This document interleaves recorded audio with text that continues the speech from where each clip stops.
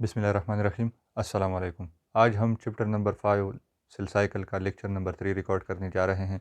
तो आज का जो हमारा टॉपिक है वो है माइटोसिस। इससे पहले हमने सेल साइकिल के बारे में पढ़ा था कि सेल साइकिल जो है वो दो पार्ट्स में डिवाइड है, एक इंटरपेज है और दूसरा एम पेज है।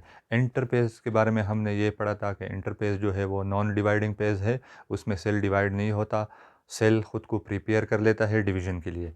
और दूसरा जो पेज है वो एम पेज है। एम पेज जो है वो डिवाइडिंग पेज है, उसमें सेल डिवाइड हो जाता है। तो माइटोसिस एम पेज का ही एक पार्ट है। तो आज के लेक्चर में हम पढ़ेंगे माइटोसिस के बारे में।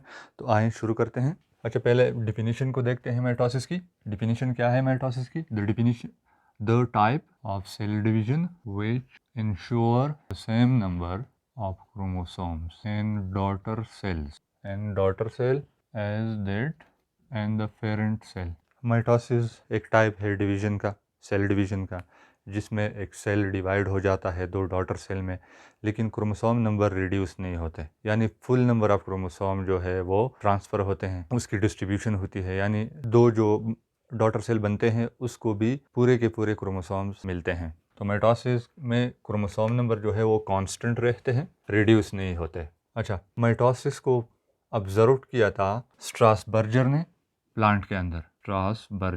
स्ट्रासबर्गर ने माइटोसिस को किया था प्लांट्स में। और बोवरी एंड फ्लेमिंग ने माइटोसिस को ऑब्जर्व किया था एनिमल्स में। माइटोसिस जो है वो दो पार्ट में डिवाइड है, टू पार्ट्स में डिवाइड है या पेजेस में डिवाइड है। माइटोसिस के पहला जो है वो है कैरियोकाइनेसिस और सेकंड जो है वो है साइटोकाइनेसिस। कैरियोकाइनेसिस का मतलब है डिवीजन ऑफ न्यूक्लियस और साइटोकाइनेसिस का मतलब है डिवीजन ऑफ होल सेल या साइटोप्लाज्म। कैरियोकाइनेसिस जो है ये फर्दर इसके कुछ पेजेस हैं। पहला है प्रोफेज, सेकंड है मेटाफेज, थर्ड है एनाफेज और फोर्थ वन है टेलोफेज। इसमें न्यूक्लियस डिवाइड होगा। न्यूक्लियस में ये सारे ये पेजेस हैं, कैरियोकाइनेसिस में ये सारे आते हैं। तो कैरियोकाइनेसिस में डिवीजन होता है न्यूक्लियस की, न्यूक्लियस डिवाइड होता है। जब ये पेजेस कंप्लीट हो जाए तो इसके बाद जो है सेल डिवाइड हो जाता है दो में, यानी साइटोप्लाज्म की डिवीजन होती है। माइटोसिस में एक लेट सपोज ये एक पेरेंट सेल है, इसमें ह्यूमन सेल है, इसमें 46 क्रोमोसोम है। जब ये डिवाइड हो जाता है डॉटर सेल में तो डॉटर सेल को भी फुल नंबर ऑफ क्रोमोसोम जो है वो मिलते हैं, यानी क्रोमोसोम की रिडक्शन नहीं होती। तो ऐसे सेल डिवीजन को माइटोसिस कहा जाता है। अब हम पढ़ेंगे माइटोसिस का या कैरियोकाइनेसिस का जो पहला पेज है प्रोपेज। प्रो का मतलब है बिफोर या फर्स्ट और पेज का मतलब है स्टेज, यानी first stage of process. Mitosis का फर्स्ट स्टेज जो है वो है प्रोपेज। अच्छा, प्रोपेज में क्या क्या इवेंट्स होते हैं? ये जो क्रोमेटिन मटेरियल है वो कंडेंस हो जाते हैं। क्रोमेटिन मटेरियल यानी इंटरपेज क्रोमोसोम। इंटरपेज में जो क्रोमोसोम थे बिल्कुल पाइन थ्रेड लाइक स्ट्रक्चर थे, वो नज़र भी नहीं आते थे माइक्रोस्कोप से, इवन माइक्रोस्कोप से भी नज़र नहीं आते। तो उसको फिर क्या करते हैं, उसको स्टेन करते हैं, डाई उसके ऊपर डालते हैं, उससे हमें फिर नज़र आना शुरू हो जाते हैं। तो उन पाइन थ्रेड्स को क्रोमेटिन मटेरियल कहते हैं। जब वो कंडेंस होते हैं तो कंडेंसेशन की वजह से थिक हो जाते हैं और शॉर्ट हो जाते हैं। ये क्रोमेटिन मटेरियल को हमने यहाँ पे शो किया है, ये इस तरह कंडेंस हो के इस तरह, ये पहले इंटरपेज में इस फॉर्म में रहते हैं, इसको क्रोमेटिन मटेरियल कहते हैं। जब ये प्रोपेज में आते हैं डिवीजन पेज में तो ये इस तरह थिक हो जाते हैं, मोटे हो जाते हैं, इसकी कॉइलिंग हो जाती है, कंडेंसेशन हो जाती है, तो ये इस तरह बनते हैं, कॉइल होके। इस कंडेंसेशन की वजह से ये थिक हो जाते हैं और थिकनेस इंक्रीज हो जाती है और ये शॉर्ट हो जाते हैं। तो फिर ये क्रोमेटिन मटेरियल कन्वर्ट हो जाता है क्रोमोसोम्स में। सेकंड इवेंट जो है वो क्या है? Each chromosome is visible having two sister chromatid. हर एक क्रोमोसोम के दो सिस्टर क्रोमेटिड होते हैं। ये क्रोमोसोम इस तरह होता है। इस रेड को दोबारा मैं बना देता हूँ यहाँ पे। ये जो लॉन्गिट्यूडनल हाफ है, ये हाफ और ये जो हाफ है, ये क्रोमेटिड कहलाते हैं। तो हर क्रोमोसोम के दो क्रोमेटिड होते हैं और ये क्रोमेटिड अटैच होते हैं एक दूसरे के साथ at the point of centromere. ये सेंट्रोमियर है, ये पॉइंट, इसके साथ ये दोनों क्रोमेटिड्स अटैच होते हैं। थर्ड जो इवेंट है वो है जो न्यूक्लियर मटेरियल है, ये जो ग्रीन में मैंने शो किया है, ये फ्रेगमेंटेड फॉर्म में आपको नज़र आता है, कंटिन्यूस फॉर्म नहीं है, इंटैक्ट फॉर्म नहीं है, इसका टूटा हुआ है ये। तो न्यूक्लियर इनवेलप ब्रेक डाउन इस फेज में, यानी प्रोपेज में न्यूक्लियर मेम्ब्रेन जो है वो भी डिसअपियर होता है। न्यूक्लियर मेम्ब्रेन डिसअपियर, गायब हो जाता है, यानी ये डिसअपियर हो जाता है, इस तरह ख़त्म हो जाता है, गायब हो जाता है, डिज़ोल्व हो जाता है साइटोप्लाज्म में। इसके अलावा न्यूक्लियोलस आल्सो डिसअपियर, ये जो डार्क टेन बॉडी है ये भी डिसअपियर हो जाता है, डिज़ोल्व हो जाता है, और इसकी वजह से साइटोप्लाज्म जो है वो विस्कस होता है, थिक हो जाता है, विस्कस, गाढ़ापन उसका इंक्रीज हो जाता है। पांचवा जो इवेंट है वो है centrioles migrate towards opposite poles. हमने कहा था इंटरपेस का एक पेज था, एस पेज, उसमें सेंट्रियूल जो है वो डिवाइड हो जाते हैं, रिप्लिकेट हो जाते हैं, और वही सेंट्रियूल पेयर प्रोपेज में मूवमेंट स्टार्ट करता है। ये दोनों, ये क्या है, सेंट्रियूल है, ये मूवमेंट स्टार्ट करता है अपोजिट पोल की तरफ। एक पोल ये है, एक पोल ये है। अगर आप देखें तो सेंट्रियूल यहाँ पे आया है, दूसरा सेंट्रियूल यहाँ पे आया है। पॉइंट नंबर 6 क्या है, mitotic apparatus organized. Mitotic apparatus वो भी बन जाता है, ऑर्गेनाइज होता है। माइटोटिक अपरेटस क्या है, ये हमारे पास है सेंट्रियूल, इससे जो माइक्रोट्यूब्यूल रेडिएट आउट हो जाते हैं, बाहर की तरफ रेडिएट आउट हो जाते हैं, इसको एस्ट्रल माइक्रोट्यूब्यूल कहा जाता है। तो एस्ट्रल माइक्रोट्यूब्यूल्स, सेंट्रियूल्स प्लस ये पोलर माइक्रोट्यूब्यूल्स जो एक सेंट्रियूल से एक्सटेंड है दूसरे सेंट्रियूल तक, और काइनेटोकोर माइक्रोट्यूब्यूल्स जो कि अटैच है क्रोमोसोम के सेंट्रोमियर के साथ। तो ये सब मिलके बनाता है माइटोटिक अपरेटस। और इसके अलावा इस पेज में 3 सेट्स ऑफ स्पिंडल फाइबर्स जो है वो एराइज होते हैं। अभी हमने बात की इसके बारे में, 3 सेट्स फाइबर्स वो भी एराइज होते हैं। वो कौन कौन से हैं, एस्ट्रल माइक्रोट्यूब्यूल्स, सेकंड क्या है, काइनेटोकोर माइक्रोट्यूब्यूल्स, और थर्ड जो है वो है पोलर माइक्रोट्यूब्यूल्स।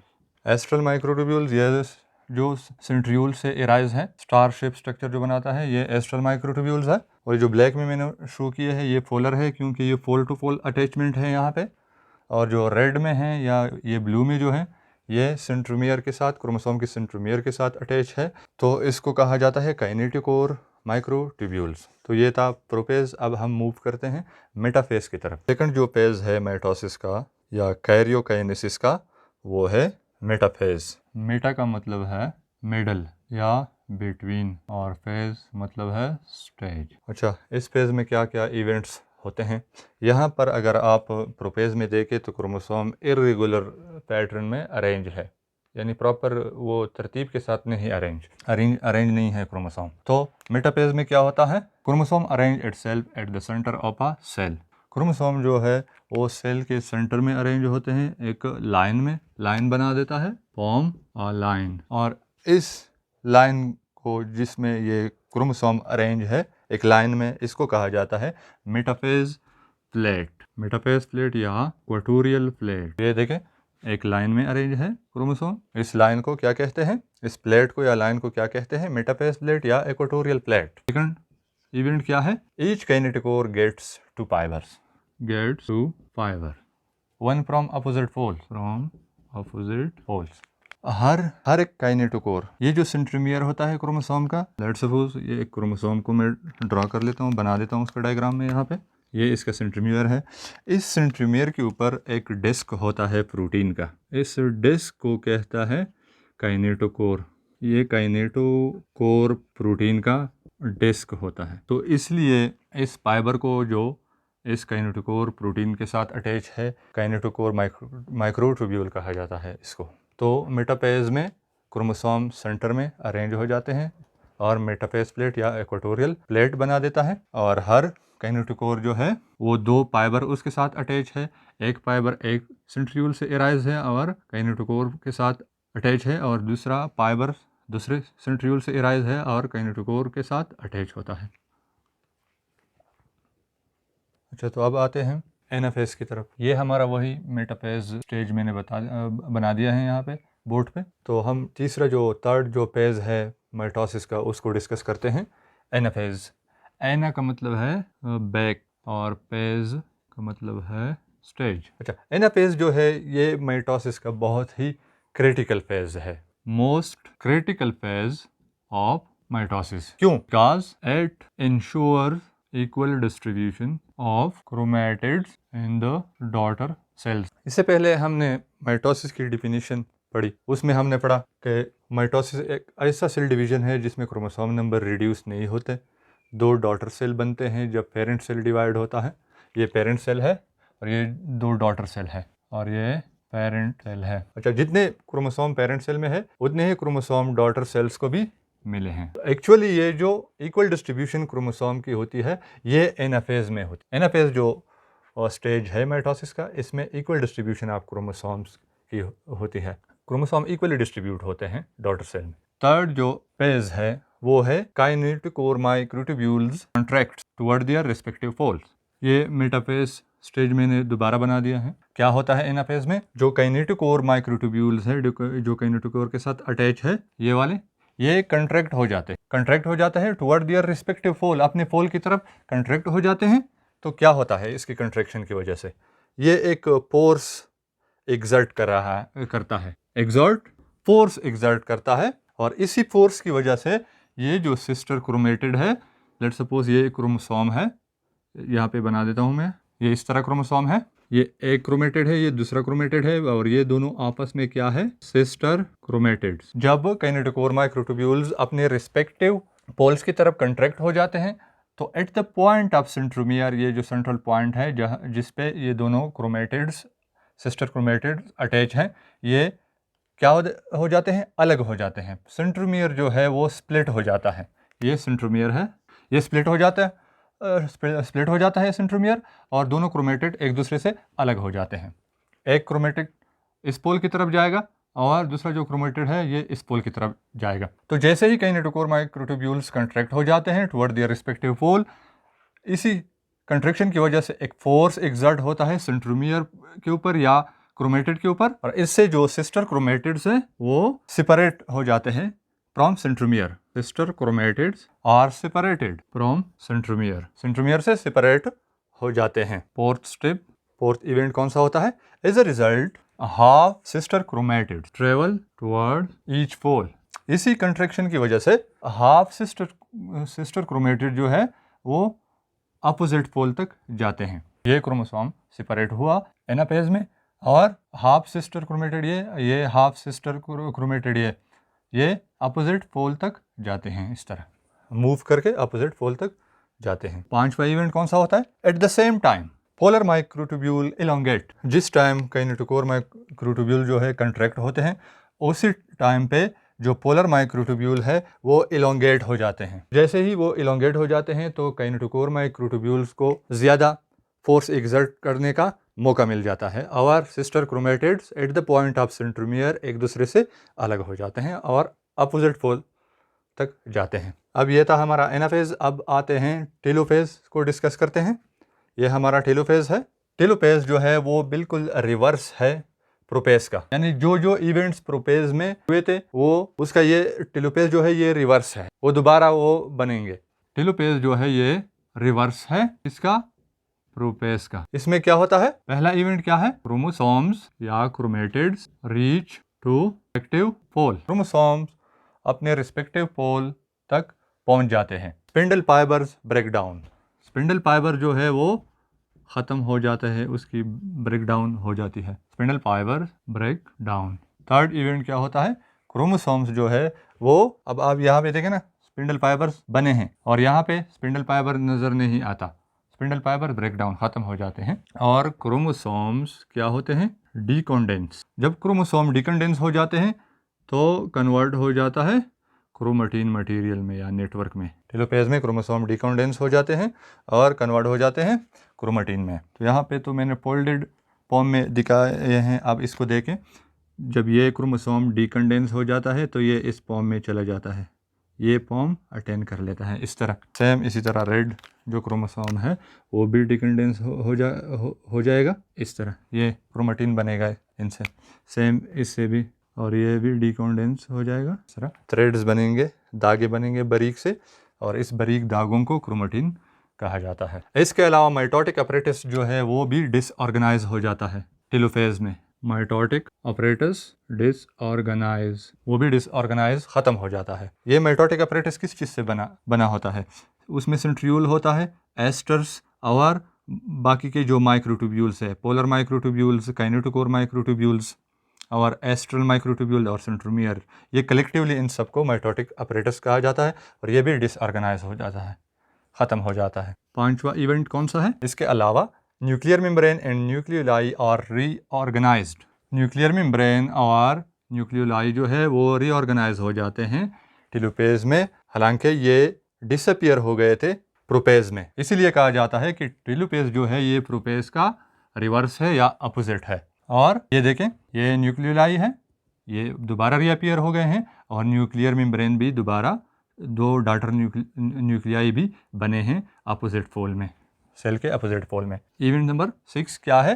2 डॉटर न्यूक्लियाई, एक न्यूक्लियाई है, न्यूक्लियस ये, एक ये, तो 2 डॉटर न्यूक्लियाई भी बन जाते हैं। 2 daughter nuclei are formed with the same number of chromosomes at 2 poles of the cell. Cell के 2 पोल, एक पोल ये, एक पोल ये, इसमें 2 डॉटर न्यूक्लियाई भी बन जाते हैं टेलोपेज। अच्छा, माइटोसिस का जो फर्स्ट फेज था कैरियोकाइनेसिस वो ख़त्म हुआ। कैरियोकाइनेसिस हमने पढ़ा था कि प्रोपेज, मेटाफेज, एनाफेज और टेलोफेज में डिवाइडेड है, ये 4 फेजेस में डिवाइड हैं।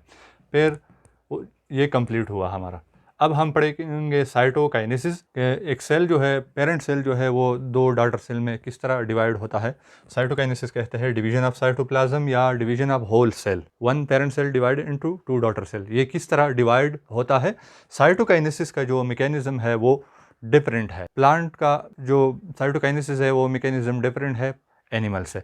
तो आए देखते हैं, पहला एनिमल सेल को देखते हैं कि वो किस तरह डिवाइड होता है। तो ये जो हमारा सेल है, पेरेंट सेल है, अब देखते हैं ये किस तरह डिवाइड होता है। अच्छा, during late telophase, late telophase के दौरान होता क्या है? ड्यूरिंग लेट टेलोफेज वो जो एस्ट्रल माइक्रोट्यूब्यूल्स थे, हमने पढ़े हैं ऑलरेडी, वो क्या करते हैं? Astral microtubules send signal to equatorial region. जो एस्ट्रल माइक्रोट्यूब्यूल्स थे वो सिग्नल भेज देता है सेल के इक्वेटोरियल रीजन को। इक्वेटोरियल जो मिड पॉइंट होता है सेल का, ये मिड पॉइंट है, तो एस्ट्रल माइक्रोट्यूब्यूल्स सिग्नल भेज देता है इस मिड पॉइंट को, जिसे इक्वेटोरियल रीजन कहा जाता है। और इस इक्वेटोरियल रीजन में प्रोटीन होते हैं, एक्टिन और मायोसिन प्रोटीन्स मौजूद होते हैं। कौन कौन से प्रोटीन होते हैं यहाँ पे? Actin plus myosin. जैसे ही ये एस्ट्रल माइक्रोट्यूब्यूल्स सिग्नल भेज देता है इक्वेटोरियल रीजन को, तो इक्वेटोरियल रीजन में एक्टिन और मायोसिन प्रोटीन्स मौजूद होते हैं। ये दोनों प्रोटीन कंट्रेक्टाइल प्रोटीन्स है, ये एक्टिवेट हो जाते हैं। एक्टिवेट होके ये दोनों बना देते हैं कंट्रेक्टाइल रिंग। ये देखें, ये रेड में जो मैंने शो किया है ये कंट्रेक्टाइल रिंग है जो कि बना है एक्टिन और मायोसिन से। ये कंट्रेक्टाइल रिंग कंट्रैक्ट हो जाता है। सेल इस तरह होता है, अंदर से एक रिंग बन जाता है एक्टिन और मायोसिन प्रोटीन का, और वो कंट्रेक्टाइल रिंग कहलाता है। और कंट्रेक्टाइल रिंग जो है वो कंट्रैक्ट हो जाता है, कंट्रैक्ट होके बना देता है क्लीवेज परो। क्लीवेज परो बन जाता है। क्लीवेज परो क्या है?